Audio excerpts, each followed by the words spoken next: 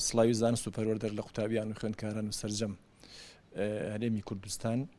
بەڵێ ئەمڕۆ دیارە ئێمە لە سەروبەندی ئامادەکاری بووین بۆ تاقیکردنەوەکانی کۆتایی وەرزی دووەم بۆ پۆلەکانی 12 بە هەموو بەشەکانیەوە بەڵام پاش ئەوەی کە دوێنێ شەو وەزارەت ئەنجومەنی وەزارەتی پەروەردە بە مەشورەت لەگەڵ وەزارەتی تەندروستی بابەتەکەیان هەڵسەنگاند و ڕەوشی تەندروستی هەرێمی کوردستان بەداخەوە ناجێگیرە وەزەکان ئامارەکان خراپ بازەکەن بۆیە فەرمانێکی وزاری نوێ دەرچووە کە ئاسانکاریی تری کردووە بۆ قوتابی و خوێندکارانی پۆلی 12 ئامادەی بە هەموو بەشەکانیەوە ئەویش بریتە لەوەی کە هەچ قوتابی خوێندکارێ لە وەرزی یەکەمە دەرچوو بوو پێویست ناکات تاقیکردنەوەی سبەی نێکە قرار بۆ بکرێ بکات کە ئەویش دەکاتە تاقیکردنەوەی کۆتایی وەرزی دووهەم ئەمە چەکە لەو بڕیارانە طبعاً ئەوانەی کە دەرچوون و ئەوانەشی لە 3-0 و کەمتریان هەیە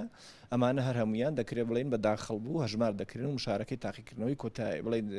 بڵین تاقیکردنەوە گشتەکان دەکەن لە 11 حوتی 2020 من ئەمەوێ نەڕۆین خاڵ بە خاڵ لەگەڵ یا بڕۆین ئەوەی سێ کەوتوی هەیە ئەوە بەداخەڵ بوو حسابە ئەی ئەگەر چواری هەبوو دەنمرێش دراوە ئەم دەنمرەیە ئەتوانێت تەواوکاری ئەو چوارە بێ یاخود ئەم دەنمرەیە چۆن مامەڵی لەگەڵ بە دڵنیایی لە پۆلە ناکۆتاکان 5 نمرەی بڕیار هەیە ئەم ساڵ تەنیا بۆ ئەم ساڵ فەرمانێکی وزاری دەرچووە کە بۆ ئەوەی قوتابی خوێندکار سوود لەم بڕیارە وەربگرێ ئەگەر لە 3-0 زیاتری هەبوو بەم دەنمرەی بڕیارە ئیسفادەی لێ کرد بۆ نمونە هاتەوە 3-0 و کەمتر بە هەمان شکڵ ئەوانیش داخنی ینی ئەمەش هەر ئاسانکاریەکی ترە بۆی زۆرترین قوتابی خوێندکار ئەم بڕیارە بیانگرێتەوە طبعاً بابەتەکە زیاتر پەیوەستە مەسەلەی خۆپارێزیەکەوە بۆ ئێمەش حاڵەتێکی باشترێکە چونکە لە ڕووی تەکنیکی و حتا لە ڕووی خۆپارێزی شۆڕەنگەی بتوانین هۆڵەکان مسەیتەتر کار بکەین بۆیە هەموو ئەمانە بۆ قوتابیان خوێندکاران جارێک کە دەڵێم چانسێکی ترە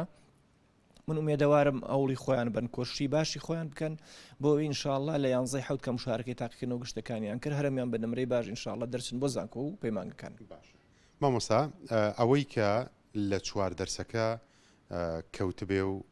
ناتوانێت ئەم بڕیارە نایگرێتەوە ئەبێت تاقیکردنەوە بکە تاقیکردنەوەکە خراوەتە حوتی 6 ماناوێ یەک هەفتەی تر دەست پێەکە چی بەو خوێندکارانە ئەڵی کە ئەمانەش دیارە بێگومان دوای ئەوەی دەنمرەکە نایگرێتەوە بەڵێن دیارە دوای ئەوەی کە دەنمرەکە نەیگرتنەوە ئەوان مشارەکەی تاقیکردنەوەی کۆتایی وەرزی دووەم دەکەن ئەمانیش چانسیان هەیە ئینشاءالله بۆ ئەوەی من پێم وایە هەوڵیان داوە ماندوو بوون و سعیان کردووە ئەم هەفتەیەش کە بەدەستیانەوە ئەوەندەی تر سەرقاڵی خوێندن ببن بۆی ئینشاءالله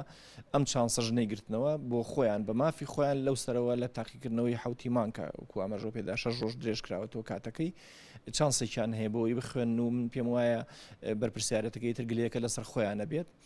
تەمە ناکەم ئەوانیش ئینشاءالله لە وەرزی دووهەمدا بە ئیسفادەکردن لەم دەنمرەیە دیارە ئینشاءالله ئەوانیش بچن بۆ قۆناغی کۆتایی